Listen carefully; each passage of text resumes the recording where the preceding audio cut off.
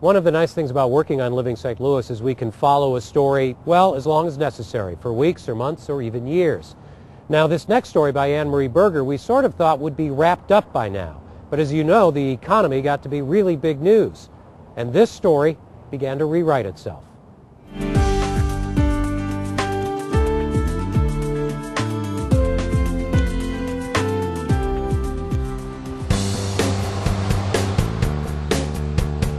In August 2007, Paul Buzzetta's biggest challenge was turning this building into the perfect Sicilian restaurant. The second floor is going to be the open dining room.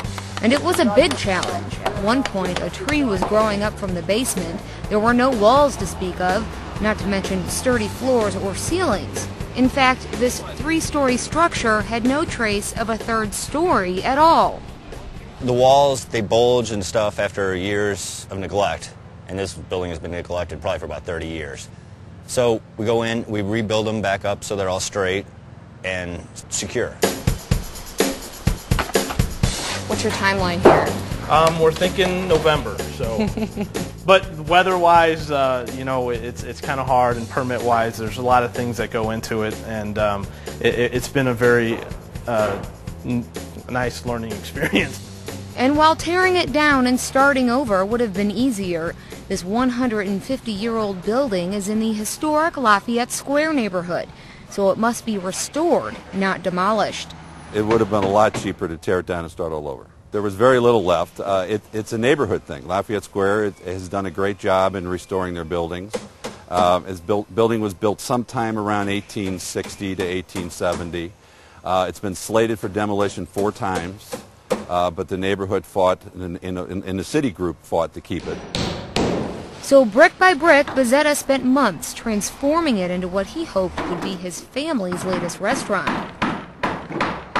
We want to keep the customer clientele that we've had that's followed my father and my mother over the years. So no pressure. No.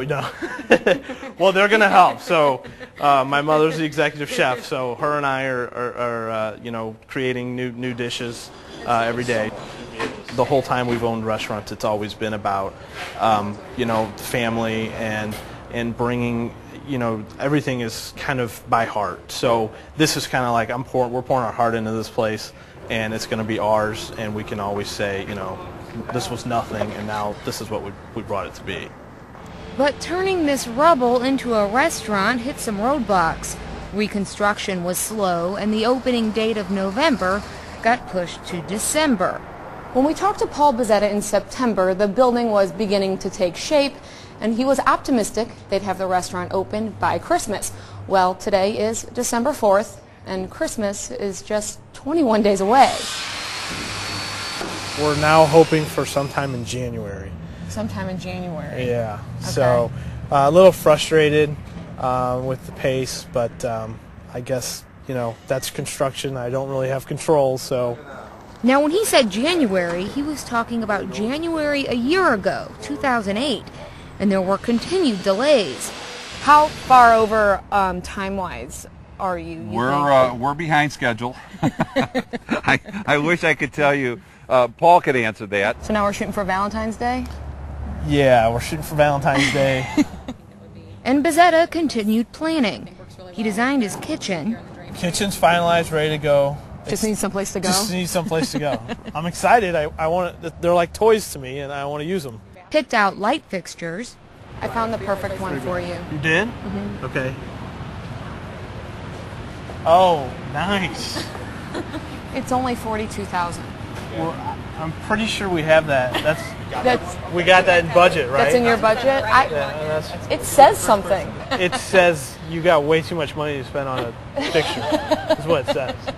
And he didn't spend frivolously. A Valentine's Day 2008 opening seemed doubtful, but Buzzetta saw progress.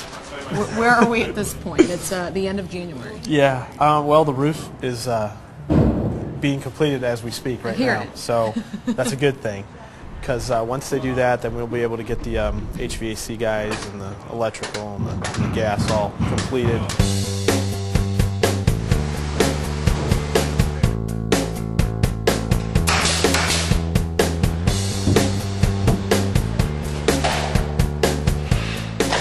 But as the building progressed, so did the banking crisis. The closer Buzzetta got to opening his restaurant, the less money banks had to lend out. And just like the construction, he has no control over that. Yeah, they said we're no longer doing this program that, I had fit in, and the program had been discontinued, and that money wasn't available anymore. But Buzzetta quickly found out it wasn't just the bank he was working with. Every bank he approached said the same thing. They weren't lending any money. I've just run into a lot of roadblocks with different banks around town that are just not willing to do what they used to do, and put a lot of faith in people's experience and things of that nature. When Buzzetta began this project almost a year and a half ago, he thought his biggest challenge was the building itself. It's now February 2009, and due to no fault of his own, Paulos, that's the name of his restaurant after his son, still has not opened. But Buzzetta overcame the obstacle of rebuilding this building, and he believes Paulos will beat the financial crisis as well. Do you have another plan? That's what we're working on right now, hoping that the election of Obama is going to allow some of the money that's been out there that the banks have. He stimulates the banks to start lending that money out again.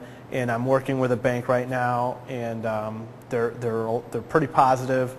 I'm not getting my hopes up because I've gone through this a couple times, but I'm going to keep pushing until the bank actually kicks me out. Until they say we don't want to see you anymore. We've told you no. So no one's told me that yet. The drive and the heart for the restaurant that's kind of what keeps you going.